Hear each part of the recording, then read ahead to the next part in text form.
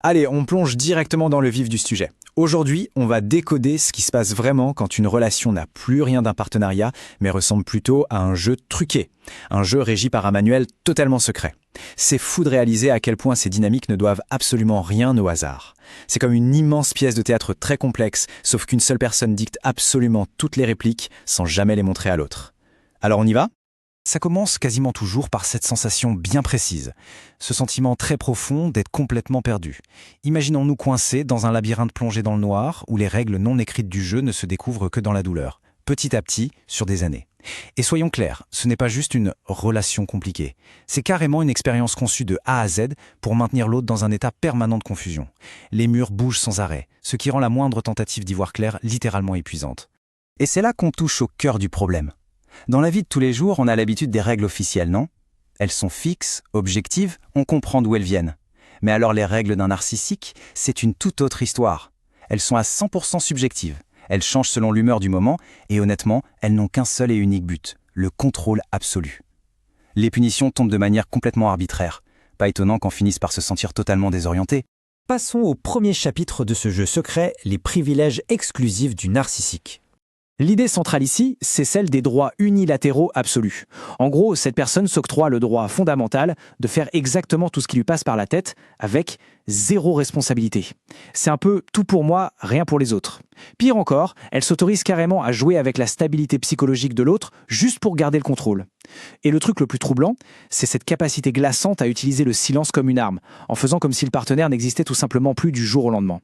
De l'autre côté de la médaille, on trouve le deuxième chapitre, la liste interminable des interdictions strictes. Ce qu'il faut vraiment capter, c'est la façon dont cette emprise s'intensifie. Ça démarre toujours par une règle absolue. Interdiction de quitter la relation. C'est perçu comme un engagement éternel. Et juste l'idée de partir, c'est traité comme la pire des trahisons. Ensuite, bam, on passe à la deuxième étape. Interdiction totale de contester. Toute tentative de discussion ou de rébellion contre ces fameuses lois est balayée d'un revers de main. Pour la personne aux commandes, ces règles sont sacrées et intouchables. Point final. Et bien sûr, cette emprise va se glisser jusque dans la tête de l'autre. C'est ce qu'on appelle la suppression systématique de la liberté émotionnelle. Le narcissique agit ni plus ni moins comme une télécommande humaine. Il est formellement interdit d'être heureux si ce n'est pas autorisé, ou même de ressentir des émotions intenses pour qui que ce soit d'autre. Chaque pensée, chaque émotion doit rester sous un contrôle millimétré. L'étape d'après, anéantir l'estime de soi. Le mot d'ordre est super simple. On ne souligne jamais les défauts du narcissique. Jamais. Vu qu'il se considère comme parfait, mais à l'inverse, il est hors de question de valoriser les qualités du partenaire, la moindre petite réussite chez l'autre est perçue comme une menace immense. L'objectif est clair comme de l'eau de roche, il ne peut y avoir qu'une seule star sous les projecteurs. Pour couronner le tout, ces règles imposent un isolement social drastique. On empêche les nouvelles amitiés de se créer et on détruit méthodiquement les anciennes. C'est vraiment une coupure chirurgicale de tout le réseau de soutien. Le but ultime de tout ça ? Rendre la personne complètement dépendante, sans aucune échappatoire en vue. Et c'est exactement là que le piège se referme. Et tout cela nous amène au chapitre 3, le fameux « deux poids, deux mesures », ou l'hypocrisie la plus flagrante. Ce contraste, il se résume à un chiffre qui fait vraiment l'effet d'une claque. 1%. C'est un truc de dingue. Malgré cette montagne de règles et de punitions infligées, le narcissique est tout bonnement incapable de supporter qu'un seul petit pourcent de ces restrictions s'applique à lui-même. C'est la définition même de l'hypocrisie.